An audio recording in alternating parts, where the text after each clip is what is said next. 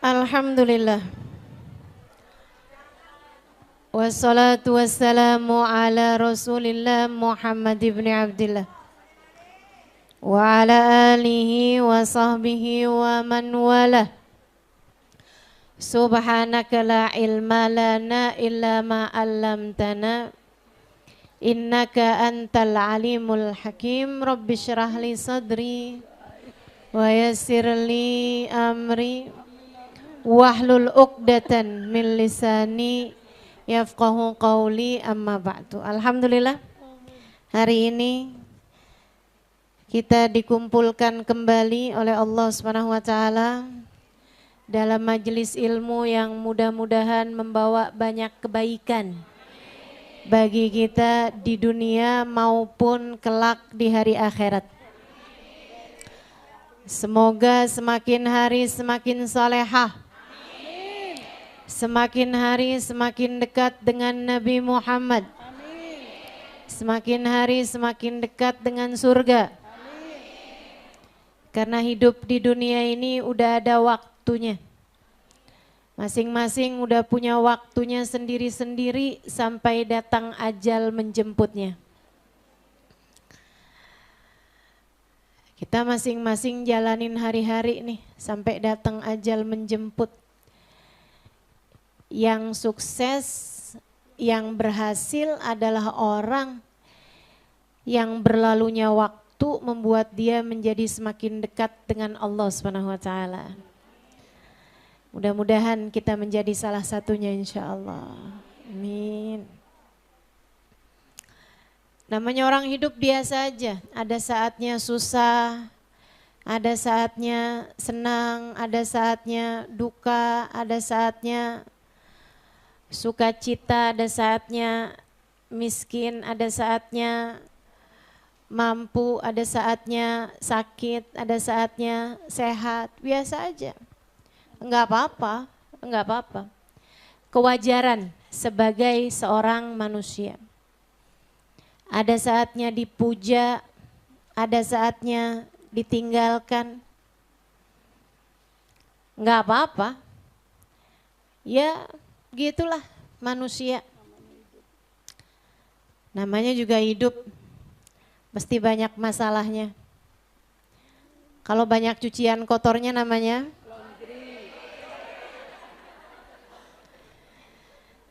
begitu, teman-teman. Kalau banyak mobilnya namanya,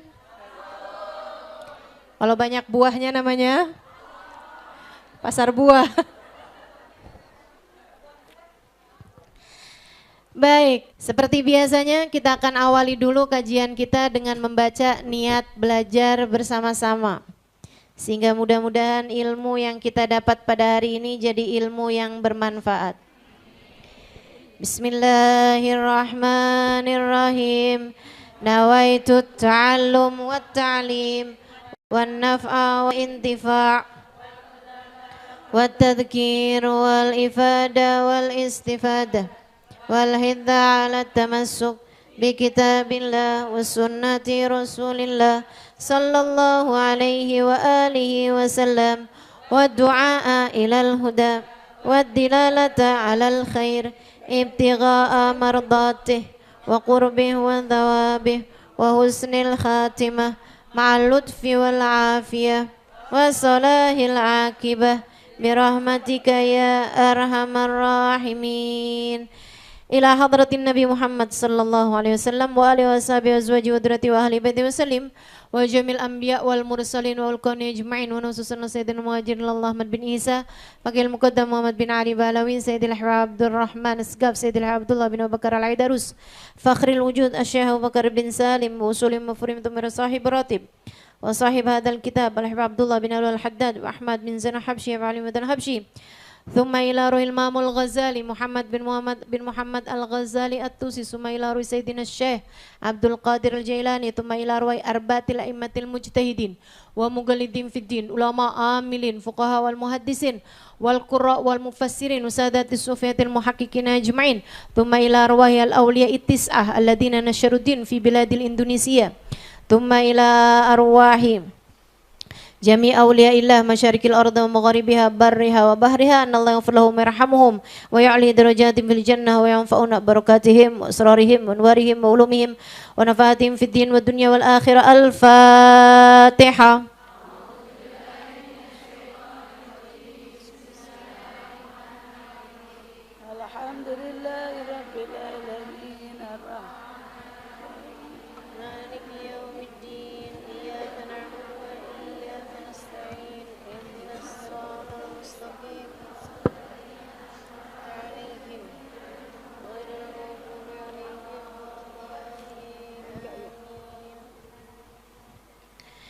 Bismillahirrahmanirrahim. Qala al-Imamul Haddad.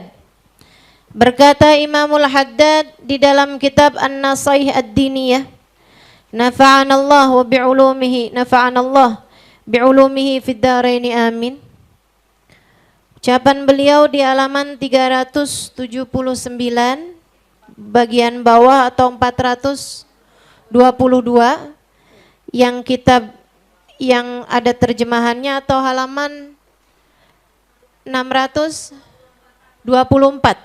untuk kitab cetakan yang terbaru. Saya berharap semua yang ngaji di sini bisa pegang kitabnya masing-masing, biar nanti kalau di rumah mudah untuk mengingat-ingat keterangan, sehingga mudah-mudahan ilmunya jadi ilmu yang terus menetap dan mudah untuk diamalkan. Amin ya Rabbal Alamin. Bisa gampang murojaahnya kalau punya kitabnya, ya. Bisa gampang diulang-ulang dibaca kalau ada kitabnya. Jadi iseng-iseng buka kitabnya dah, sambil nginget-nginget keterangan-keterangannya. Katanya beliau, wa minha ightiraru ba'dil usa bi ru'yati sholihin. Sampai situ ya. Wa minha, diantara tertipunya ahli maksiat. Ini beliau sampai di keterangan tentang orang-orang yang tertipu. Ada orang-orang yang tertipu dengan banyaknya harta, ada orang-orang yang tertipu karena merasa diberi ilmu, ada orang-orang yang tertipu karena dia melihat dirinya ahli ibadah. Nah, bahayanya lagi, ada orang-orang udahlah ahli maksiat tertipu pula. Tertipunya dengan apa? Wa minha ightiraru ba'dil usah bi ru'yatis salihin wa khidmatihim. Ini ngeri nih. Di antara orang-orang ahli maksiat, para pendosa yang tertipu adalah mereka tertipu karena biru'yatis sholihin, karena mereka dalam hidupnya banyak ketemu orang-orang soleh. Sehingga dia ngerasa, ya pasti saya bakalan masuk surga lah. Saya udah pernah ketemu Fulan bin Fulan, saya udah pernah ketemu Syekh Fulan, saya udah pernah ketemu Habib Fulan, saya udah pernah ketemu Hubabah Fulana. Saya udah ketemu orang-orang soleh, saya udah ketemu para ulama-ulama, saya udah ketemu orang-orang para wali-walinya Allah Subhanahu wa taala. Saya nggak bakalan masuk neraka. Di dunia aja saya udah dipertemukan dengan mereka, masa di akhirat Allah halangkan saya berjumpa mereka? Dan tentu tempat mereka adalah surga. Karenanya saya pasti akan masuk surga. Tertipu hatinya, tertipu pikirannya karena dia merasa bahwa dia di dalam hidupnya banyak berjumpa dengan orang-orang soleh. Ini kita-kita nih, hati-hati nih. Neraka, enggak kali ya. Saya udah pernah ketemu Hubabah Nur, udah pernah ketemu Hubabah Maryam, udah pernah ketemu Hubabah Syarifah, Hubabah Tolha. Betul? Saya udah pernah ketemu Habib Umar, saya udah pernah ketemu Habib Zain, udah pernah ketemu Habib Salim, Syatri. Masuk neraka? Nggak bakalan lah. Jauh, jauh. Jangan sampai hal yang semacam ini mengelabuhi kita. Jangan sampai membuat kita tertipu. Igtiraru ba'dil usah bi ru'yatis sholihin, tertipunya ahli maksiat merasa tertipu karena mereka merasa bi ru'yatis sholihin, telah dikaruniai Allah waktu hidup di dunia berjumpa dengan orang-orang saleh. Wa khidmatihim, apalagi waktu hidup di dunia bisa khidmah sama orang-orang soleh. Saya kan melayani hubabah, saya kan bikin majlis buat para ulama, saya kan menterjemahkan. Kayak saya doang itu ya. Seenggaknya yang ada di sini kan yang terjemahin saya doang nih.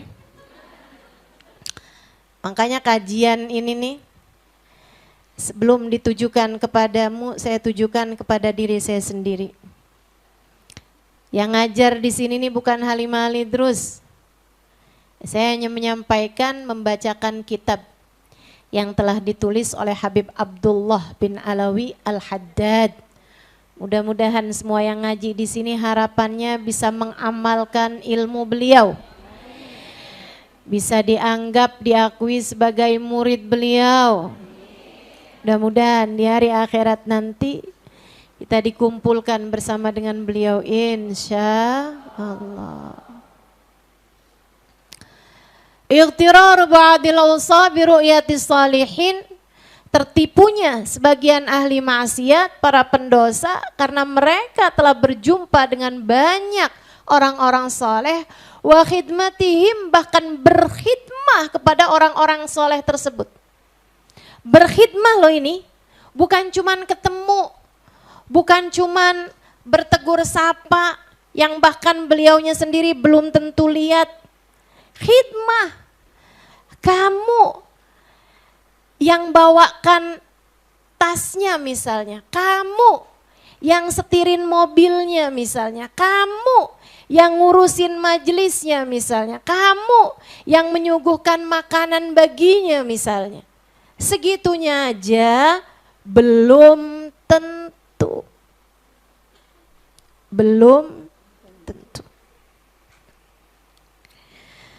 Wa husni dhanni bihim ma'al mujanabah wal muba'adah lima hamma alaihim minal khairi wassalah.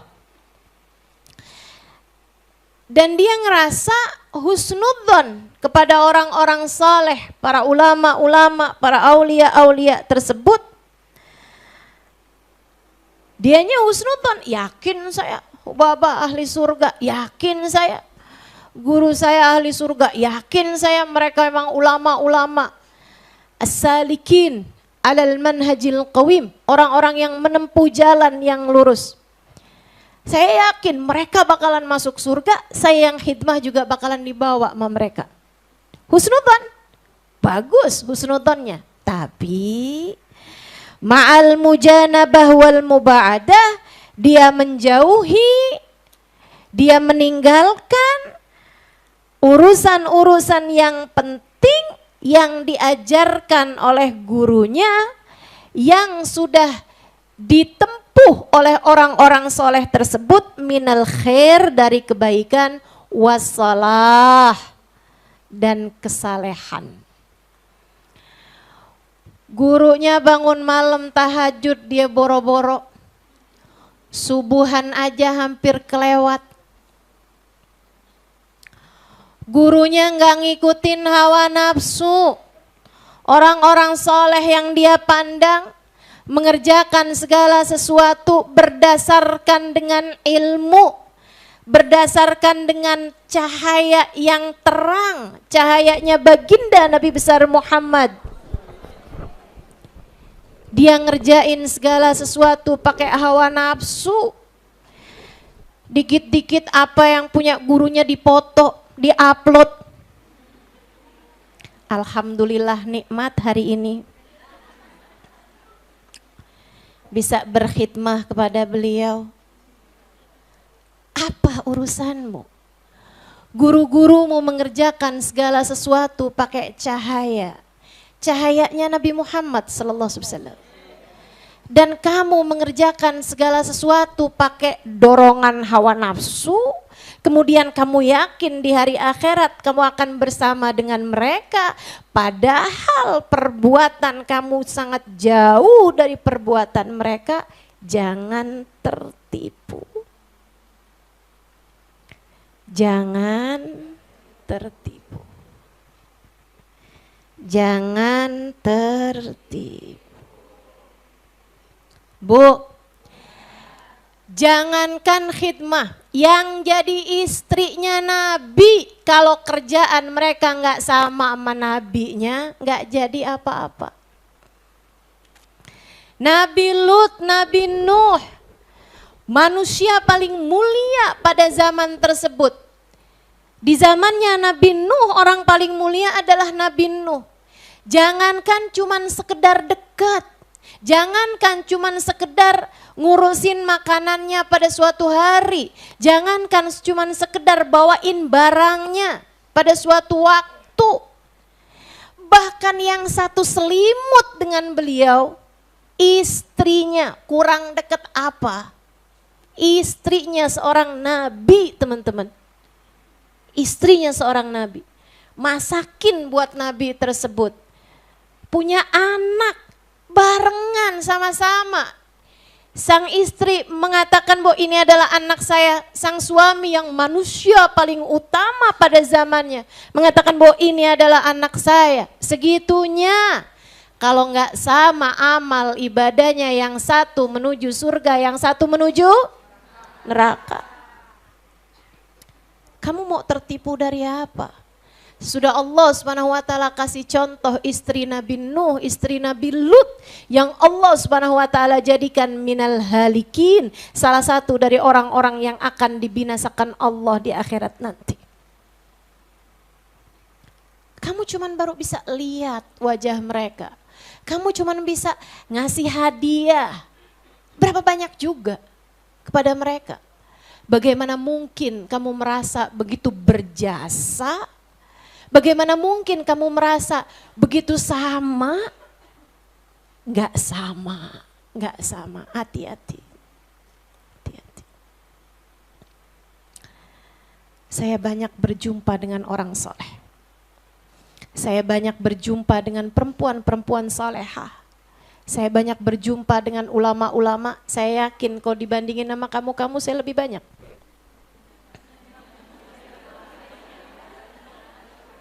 Betul kan? Saya banyak berjumpa dengan orang-orang mulia.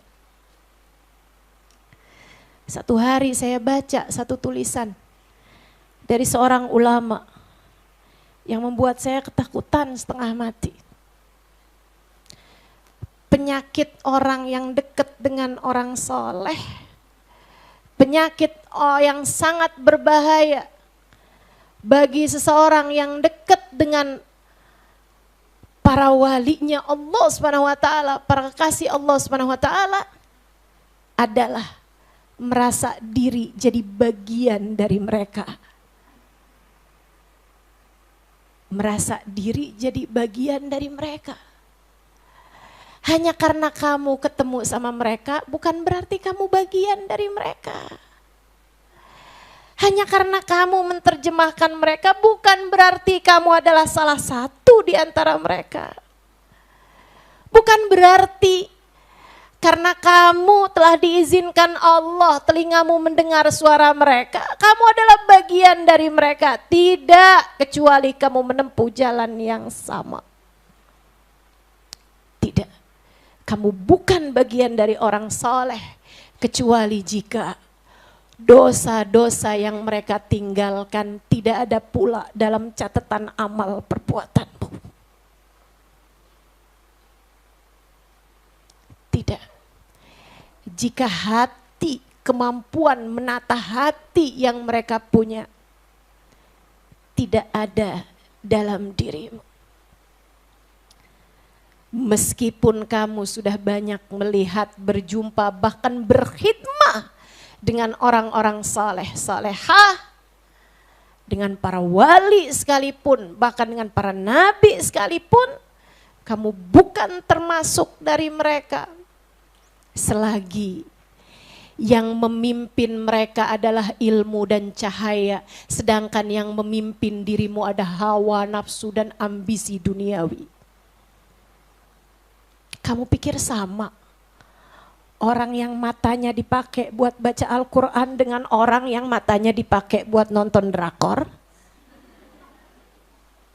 Kamu pikir sama orang yang lisannya dipakai buat berzikir dengan orang yang lisannya dipakai buat ngomel-ngomel? Kamu pikir sama? Kamu pikir sama?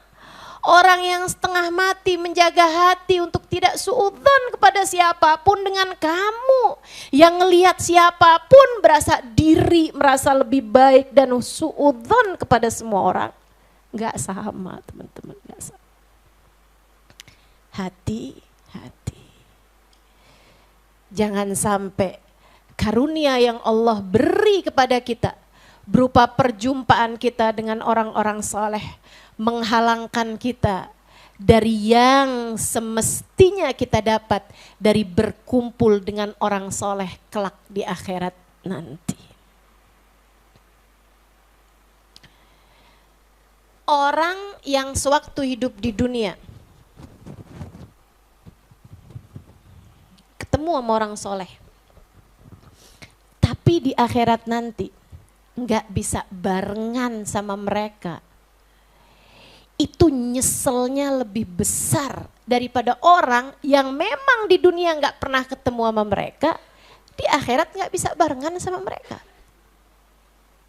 Kenapa gitu? Bayangin deh kamu waktu di dunia nih sempat ketemu sama Hubaba, sempat ketemu sama Habib Fulan, Habib Umar misalnya, Habib Zain bin Smith misalnya. Di majelis ini Habib Zain pernah datang, di majelis ini Habib Salim pernah datang, Asy-Syatiri.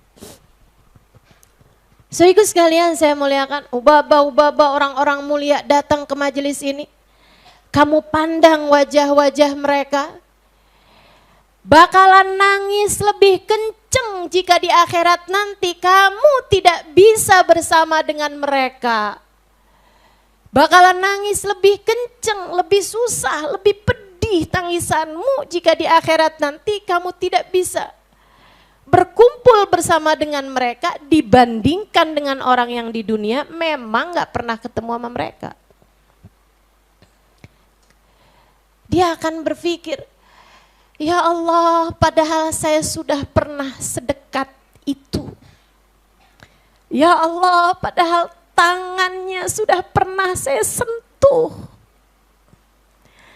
Ya Allah, padahal kami sudah pernah qiyam bersama-sama, mengumandangkan salam kepada baginda Nabi besar Muhammad sallallahu alaihi wasallam. Ya Allah, padahal bekas minumnya, sisa airnya sudah pernah masuk ke dalam perut saya. Tapi sekarang mereka ada di belakang bendera barisan Nabi Muhammad. Sementara saya tidak berada di dalam golongan mereka.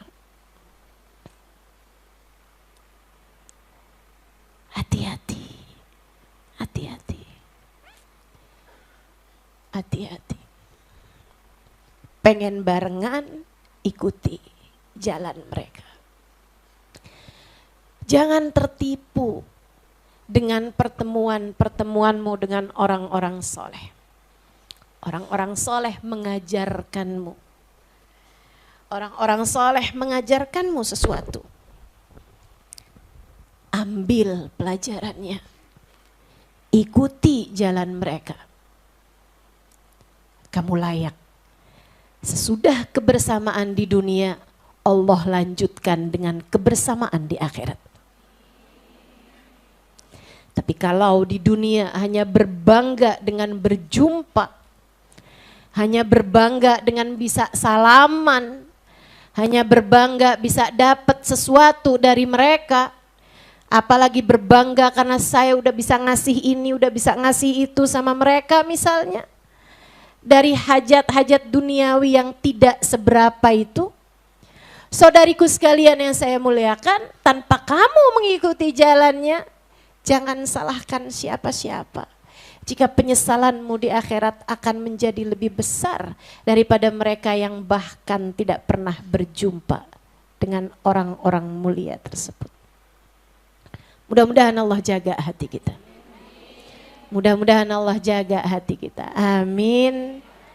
Ya Rabbal Alamin. Itu sebabnya, kalau kamu tanya saya, seingat saya enggak pernah. Seingat saya udah lama, udah sejak bertahun lalu, hampir tidak pernah berdoa minta biar mimpi Nabi Muhammad. Bukan berarti saya nggak kepengen. Siapa yang nggak kepengen? Siapa yang nggak kepengen? Berapa waktu yang lalu ketika saya di Pontianak, kalau saya nggak salah ingat, ada kami bikin seminar, ada pertanyaan, Ustazah bagaimana cara bermimpi Nabi Muhammad? Saya sampaikan padanya, saya dapat memberitahumu cara-cara yang saya dengar dari para ulama-ulama tentang tips untuk dapat bermimpi baginda Nabi besar Muhammad sallallahu alaihi wasallam. Bahkan ada bukunya, bahkan ada kitabnya, cara bermimpi Nabi Muhammad, dikumpulkan oleh orang-orang saleh. Dan saya bisa memberitahumu sebagiannya. Akan tetapi kalau kamu tanya sama saya tidak mengamalkan hal-hal yang semacam itu. Bahkan saya tidak merasa punya keberanian, tidak merasa punya kelayakan dan kepantasan untuk meminta kepada Allah, ya Allah saya pengen mimpi Nabi Muhammad. Ya Allah perlihatkan kepada saya, pertemukan saya dengan Nabi Muhammad di dunia. Kenapa gitu? Saya takut. Saya ngeri sama kejahatan hawa nafsu saya sendiri. Saya ngeri sama kejahatan hawa nafsu saya sendiri. Saya takut habis selesai mimpi, saya jadi merasa bahwasanya di akhirat nanti saya pasti akan ada di belakang benderanya Nabi Muhammad. Sebab bukankah Nabi Muhammad mengatakan man ra'ani fil manam fasayarani fil yaqadha, siapa yang pernah bermimpi melihat aku di dunia maka dia akan berjumpa denganku secara nyata. Saya takut hawa nafsu saya kemudian mengelabui saya bahwa saya adalah orang yang pantas untuk itu, padahal kenyataannya tidak begitu. Saya tahu siapa saya. Saya tahu seperti apa aib-aib saya. Saya tahu seperti apa dosa-dosa saya. Saya bukan orang yang pantas untuk itu. Saya takut. Hawa nafsu saya membuat saya merasa bahwa saya adalah seseorang yang tercinta di hadapan baginda. Padahal kenyataannya tidak demikian adanya. Enggak apa-apa. Biarkan di dunia tertatih-tatih untuk mendekat. Biarkan di dunia jatuh bangun untuk bisa merapat. Biarkan di dunia mengemis-ngemis syafaat. Biarkan meski di dunia tak pernah dianugerahkan Allah dapat berjumpa meskipun hanya dalam mimpi. Selagi semoga di akhirat nanti kita ada dalam barisan orang-orang itu. Umat yang kelak akan diperkenankan memandang wajah Nabi Muhammad. Umat yang kelak tangannya akan bersalaman dengan tangan Nabi Muhammad. Mencium tangannya di akhirat, amin. Memandang wajahnya di akhirat, amin. Mendengar suaranya di akhirat, amin. Mencium wanginya di akhirat. Mengucapkan salam langsung di hadapannya di akhirat, amin. Ya Rabbal Alamin. Jangan sampai tertipu hanya karena kamu sudah pernah melihat. Jangan pernah tertipu jika bahkan kamu di dunia pernah berkhidmat kepada orang-orang mulia. Kamu bukan termasuk di antara mereka, kecuali jika amal ibadahmu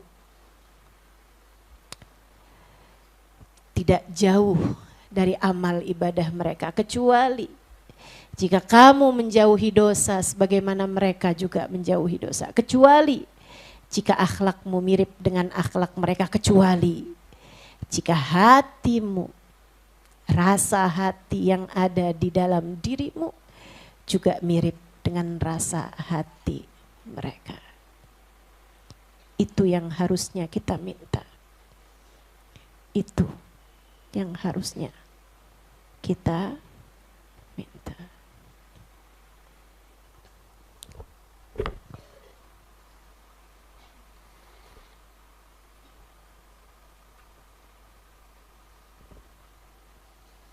Wal mulazamah li taatillah. Kamu jauhin ketaatan, kamu jauhin amal soleh, kamu tidak menetapi taat kepada Allah, akan tetapi hanya karena kamu berjumpa dengan mereka, hanya karena kamu berkhidmah kepada mereka, kamu merasa bahwasanya kamu telah menjadi bagian dari mereka. Itu tertipunya ahli-ahli maksiat. Para pendosa banyak tertipu karena hal-hal yang semacam ini. Wa anwa'ul ghurur katsirah kama taqaddam. Tertipu ini macamnya banyak banget sebagaimana telah disampaikan, telah saya sampaikan.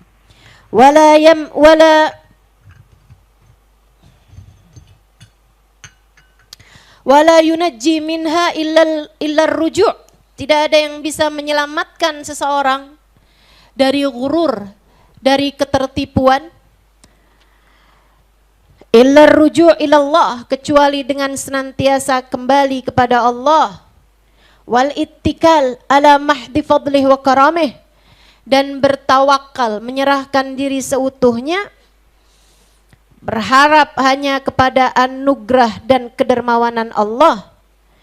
Ma'al hazm wal ihtiyat wat tashmir fi ta'atih, bersama dengan semangat dan berhati-hati, wat tashmir,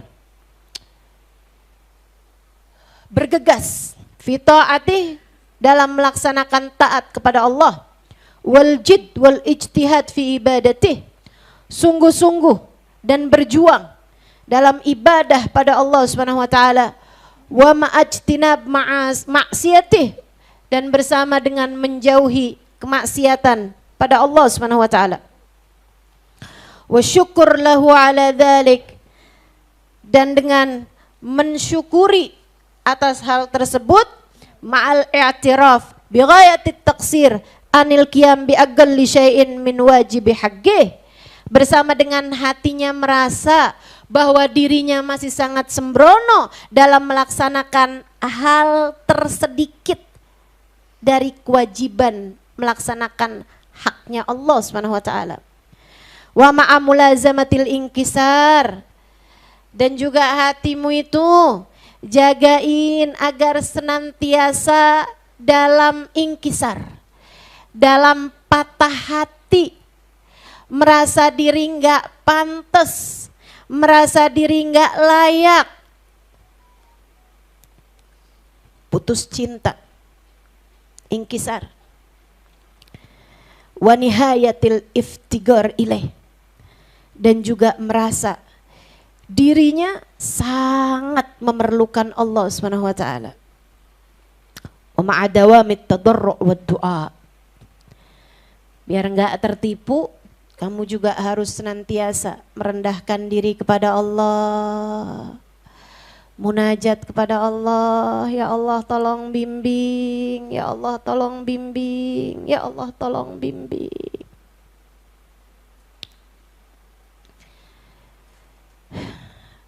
Perasaan merasa diri sesiapa itu sangat berbahaya, teman-teman. Sangat berbahaya, sangat berbahaya. Makanya kalau lagi dikasih hal-hal yang tidak menyenangkan dalam hidup, semoga itu adalah jadi cara Allah untuk menjadikanmu tak lagi sombong sewaktu hidup di dunia ini. Kalau kamu suamimu berpaling hati, hatimu kan kayak nggak terima tuh. Sampaikan pada hatimu, mungkin ini adalah cara Allah untuk mendidik hati saya, mengingatkan saya bahwa saya bukan sesiapa. Bahkan mendapatkan cinta manusia saja kita tidak layak. Bagaimana pula dengan mendapatkan cintanya Allah? Bahkan manusia yang saya sudah bersama dengannya berbagi suka duka bertahun-tahun lamanya dapat meninggalkan saya. Bukankah Allah pun dapat melakukannya?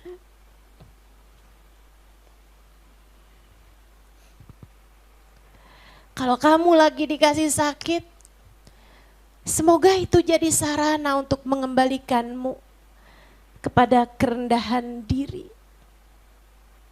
Bahwa ternyata kita bukan sesiapa. Bahwa ternyata kita tidak dapat melakukan apa-apa. Anak lagi bandel, diajakin sholat susah.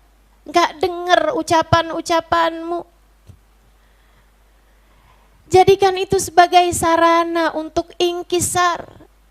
Sarana buat merendahkan hati, buat merendahkan diri. Ya Allah, sama anak aja saya enggak dimuliakan. Sama anak yang sudah saya lahirkan dengan separuh nyawa saya. Segininya aja. Dia tidak memperlakukan saya dengan baik. Ya Allah, saya memang bukan sesiapa. Jika bahkan oleh anak saya sendiri, saya tidak dimuliakan. Bukankah saya memang tidak layak dimuliakan oleh siapapun, termasuk Engkau ya Allah. Jangan-jangan memang saya adalah orang yang hina karena banyaknya dosa-dosa saya. Saat teman-temanmu meninggalkanmu, sahabat-sahabatmu meninggalkanmu, jadikan itu sebagai sarana pembelajaran bagi hatimu. Ingatkan terus dirimu, kamu memang bukan sesiapa.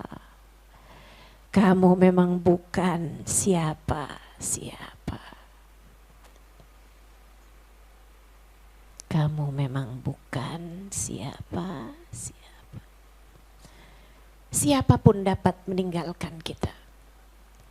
Kita memang pantas kok. Segala dosa-dosa kita, aib-aib kita pantas buat kita ditinggalin. Ya Allah, serem banget. Ya Allah, maaf ya Allah. Meski sesiapapun meninggalkanku, jangan Engkau meninggalkanku ya Allah. Hidup baru bisa dapat pelajaran-pelajarannya ketika kamu senantiasa mengembalikannya kepada Allah. Enggak, masalahnya bukan antara kamu sama suamimu. Masalahnya urusan antara kamu sama Allah. Masalahmu bukan antaramu dengan teman-temanmu. Masalahmu antara kamu sama. Masalahmu bukan antaramu dengan anakmu. Bukan masalah antaramu sama saudaramu. Bahkan bukan masalah antara kamu sama badanmu ketika kamu dikasih sakit.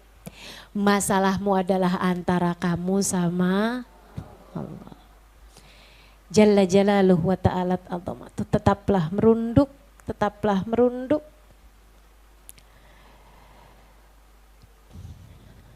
Tetaplah rendah hati. Meskipun teman-teman, yang bisa rendah hati, yang bisa tawadhu, itu orang-orang soleh. Kalau kita nih namanya bukan rendah hati, namanya tahu diri. Rendah hati itu kan meletakkan diri lebih rendah daripada posisi yang sebenarnya. Nah, kamu tahu dari mana kalau kamu melakukan itu lebih rendah daripada posisi yang sebenarnya? Jika posisi yang sebenarnya untukmu adalah neraka, bukankah perlakuan orang seperti apapun kepadamu masih lebih bagus daripada posisi yang sebenarnya? Jika posisimu yang sebenarnya yang pantas untukmu adalah ditinggalkan oleh Allah Subhanahu wa ta'ala, adalah siksa kelak di hari akhirat nanti, bukankah apa yang kamu anggap sebagai hal yang tidak menyenangkan di dunia masih lebih baik daripada posisi dirimu yang sesungguhnya? Karenanya yang tawadhu itu Nabi Muhammad, tempat aslinya di Firdausul A'la, akan tetapi beliau ketika hidup di dunia dilempari dengan batu kerikil oleh anak-anak kecil dan budak-budak. Itu tawadhu namanya. Itu tawadhu namanya. Nabi Muhammad sallallahu alaihi wasallam pakai baju tambalan waktu hidup di dunia. 3 hari 3 malam gak makan apa-apa sampai harus mengganjal dengan batu perutnya. Itu tawadhu namanya, teman-teman saudaraku sekalian. Karena tempat beliau yang sejatinya adalah surga. Bahkan surga tak tercipta kecuali karenanya. Bahkan di pintunya terdapat namanya bersanding dengan nama Allah Subhanahu wa ta'ala.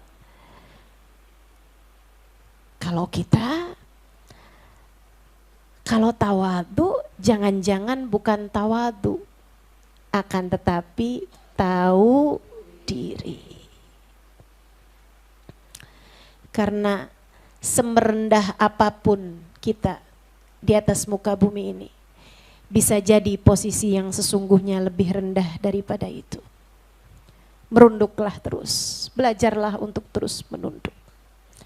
Belajarlah terus untuk jadi hamba yang tahu diri, insya ma'adawamit tadarru' wad du'a, sambil terus-terusan merendahkan dirimu kepada Allah, wad du'a, banyakin doa. Doamu jangan pernah jadikan hanya sekedar, sebab itulah yang paling kamu perlukan. Doa bagi kita tak pernah hanya sekedar, itu adalah semua yang kita perlukan. Doa, meminta doa sama orang, minta didoakan oleh orang lain. Doa, terus doa. Diem-diem hatinya berdoa, ngelihat apapun berdoa, ngelihat siapapun berdoa. Kalau lihat orang soleh berdoa, ya Allah, solehahkan saya seperti Engkau mensolehahkan dia. Kalau ngelihat ahli maksiat berdoa, ya Allah berikanlah hidayah-Mu untukku dan untuknya. Karena dia berbuat dosa, tapi saya juga gak kurang-kurang dosanya, ya Allah. Dia buka-buka aurat, iya benar itu dosa. Akan tetapi saya membuka-buka aib orang dengan lisan saya, berghiba dengan lisan saya. Bukankah itu adalah dosa yang gak kalah besarnya daripada membuka aurat? Karenanya tiap ngelihat orang yang berbuat maksiat sekalipun, berbuat dosa seperti apapun, ya Allah karuniakan hidayah untukmu, untuknya, dan untukku ya Allah. Walazumil istighfar ana al-laili wan nahar, tetaplah memohon ampun pada Allah sepanjang malam, sepanjang siang. Ampuni saya ya Allah, ampuni saya ya Allah, ampuni saya ya Allah. Wa ma taufiqi illa billah, alaihi tawakkaltu wa ilaihi unib. Aku tak dapat mengerjakan kebaikan apapun melainkan taufik, kemudahan dari Allah Subhanahu wa taala. Kepadanya aku berserah, sebab kepadanya lah aku akan kembali. Wallahu a'lam bishawab.